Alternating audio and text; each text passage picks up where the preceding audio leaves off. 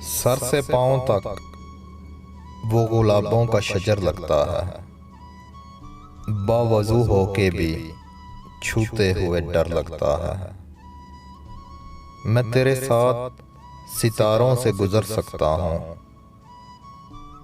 کتنا آسان محبت کا سفر لگتا ہے۔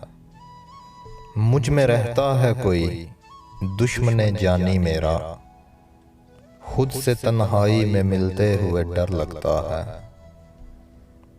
بت بھی رکھے ہیں، نمازیں بھی ادا ہوتی ہیں، دل میرا دل نہیں اللہ کا گھر لگتا ہے۔ زندگی تو نے مجھے قبر سے کم دی ہے زمین، پاؤں پھیلاؤں تو دیوار سے سر لگتا ہے۔